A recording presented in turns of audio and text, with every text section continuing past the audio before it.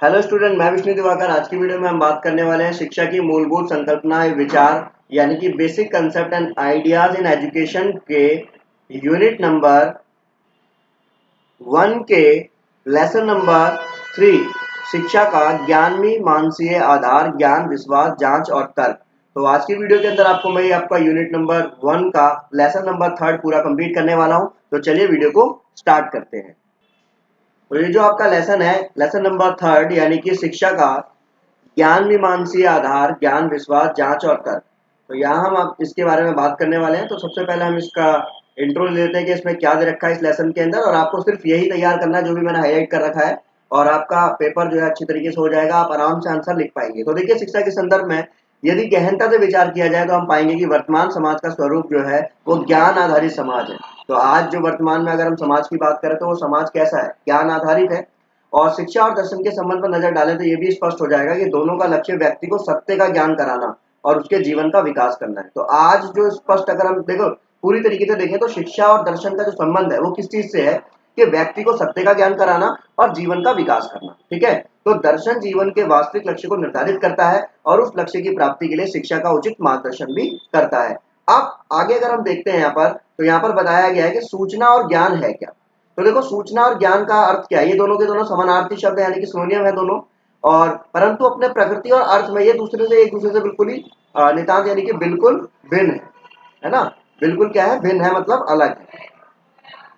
तो आंकड़े सूचना और ज्ञान की तरह ही प्राप्त होते हैं, मन में संचित हो जाते हैं तथा अंतराल के बाद में समझ के रूप में विकसित होते हैं। अब इस प्रकार हम यहाँ पर देख सकते हैं आंकड़े यानी कि प्रतीक। देखो, सूचना क्या है? What, why, when, where and to whom, क्या, क्यों, कब, कहाँ, किसे, ऐसे जो प्रश्न हैं इनको प्राप्त करने के लिए आंकड़ों का विश्लेषण करने के बाद में मिले परिणाम। और ज्ञान क्या है? जब कैसे वाले प्रश्नों के उत्तर प्राप्त करने के लिए आंकड़ों का प्रयोग किया जाता है तो वो हमारी परिस्थिति क्या कहलाती है? वो ज्ञान कहलाती है। समझ की बात करें यानी कि इसको अवबोधन भी कहा जाता है। ये क्यों वाले प्रश्नों के उत्तर देती है। अब सूचना से अर्थ जोड़कर ही ज्ञान का निर्माण संभव है। सूचना के साथ में जब उसका अर्थ जुड़ेगा तभी वहां पर जो है वो ज्ञान होगा। यानी कि एक तो होगा कि इन्फॉर्मेशन आपको मिल गई, बट आपने उससे मतलब उसका कोई अर्थ ही नहीं जोड़ा, आपको सिर्फ किसी ने बताया, आपने इन्फॉर्मेशन अपने अर्थ में ग्रहण कर ली। परंतु उस सूचना को अगर आप अर्थ से जोड़ दोगे तो वो आपके लिए ज्ञान हो जाएगा। अब ज्ञान एक प्रकार से सूचना ही होती है, परंतु इसके अंदर जो है इसमें बताया जाता है कि अग्रसर और एकीकृत ज्ञान होकर ही ज्ञान बनते हैं, यानी कि उसका अर्थ उससे जुड़ा हुआ होना चाहिए। ठीक है, तो निष्कर्षतः हम यहाँ पे कह सकते हैं कि सूचना स्वयं में ज्ञान नहीं होती है, बल्कि ज्ञान तब बन जाती है जब वो सार्थक होती है। यानी कि अगर हम बात करें जब उसमें अर्थ जुड़ जाता है तो वो सूचना क्या कहलाती है? ज्ञान कहलाती है। ठीक है, ज्ञान मीमांसा जो है वो क्या है? साधारण शब्दों में अगर हम इसको बात कहें, अगर हम इसकी बात करें तो ये है क्या? ये ज्ञान का सिद्धांत है। ठीक है, ये क्या है? ज्ञान का सिद्धांत है। दर्शन शास्त्र की एक शाखा है जिसमें जो है ज्ञान मीमांसा इसको कहते हैं। अब आगे अगर हम देखें इसके अंदर, तो ये तो आपकी एक छोटी सी इंफॉर्मेशन हो गई इसके बारे में। अब आपका जो क्वेश्चन बनेगा वो किस तरीके से बनेगा वो आप देख लीजिए। तो इतना तो आप समझ ही लेंगे। इसके बाद में जो आपका क्वेश्चन बनेगा वो बनेगा कि इसके अंदर जो है इसके प्रमुख मूल विषय कौन कौन से हैं? बुद्धिवाद, अनुभववाद, आलोचनावाद। ये इसके जो है 3 प्रमुख सिद्धांत हैं, और यहाँ पर इन तीनों के बारे में हम चर्चा करेंगे और उसके बाद में हम इसके मेन क्वेश्चन की तरफ चलेंगे, जो कि इस वाले यूनिट में से आपका 101% हर बार पूछा ही जाता है। तो यहाँ हम बात करने वाले हैं अभी यहाँ पर हम जो हमने तीनों पॉइंट्स की बात जो की थी। सबसे पहला बुद्धिवादी विचारधारा। देखो, दर्शन शास्त्र का उद्देश्य क्या? सत्य स्वरूप को समझना। सत्य क्या है इसको समझना। सदियों से विचारक ये खोज कर रहे हैं कि परंतु किसी निश्चित निष्कर्ष पर अभी तक भी नहीं निकले हैं जितने की वो पहले थे। उसके बाद में बुद्धिजीवियों के अनुसार बुद्धि की ज्ञान प्राप्ति एकमात्र साधन है और इसी से यथार्थ यानी कि वास्तविक ज्ञान की उत्पत्ति होती है, और यथार्थ ज्ञान की व्यापक और इसको आवश्यक माना गया है। ज्ञान ही सभी काल और क्षेत्र में सत्य होता है। इंद्रियां जिस ज्ञान की अनुभूति करती है वह पदार्थ सत्य नहीं है। बुद्धिजीवियों ने ज्ञान को 2 भागों में बांटा, दर्शन ज्ञान और सामान्य ज्ञान। अब दार्शनिक ज्ञान क्या है? वास्तविक और यथार्थ माना गया है। इस ज्ञान की उत्पत्ति बुद्धि से होती है। जो भी दार्शनिक ज्ञान है ये कहाँ से निकलता है? यानी कि वास्तविक ज्ञान जो है कहाँ से निकलता है? बुद्धि से होता है।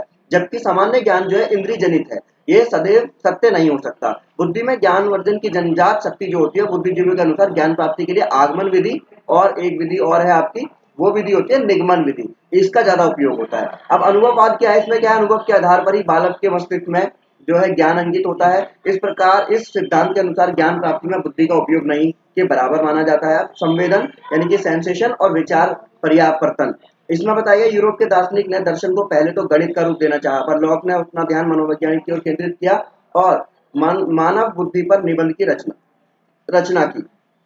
तो ये हमारा कौन सा हो गया, ये हमारा दूसरा हो गया। तीसरा आलोचनावाद। आलोचनावाद में क्या, आलोचनावाद के प्रवर्तक जो प्रसिद्ध दार्शनिक है कांट, उनका मानना है कि ज्ञान मीमांस को दर्शन का एक केंद्रीय प्रश्न बना दिया गया है। उन्होंने पहले के दो वादों बुद्धिवाद और अनुभववाद की आलोचना करते हुए उसे अपूर्ण बताया है। तो यह आलोचनावाद है, यानी कि जो भी इसमें क्रिटिसिज्म की किया गया है। तो कांट ने बुद्धिजीवियों से कहा कि अकेले बुद्धि की सहायता से ज्ञान की व्याख्या नहीं की जा सकती और इसलिए अनुभव अनिवार्य है, क्योंकि बुद्धि वह कारखाना है जहां पर अनुभव अर्जित होते हैं और ज्ञान का स्वरूप प्राप्त होता है।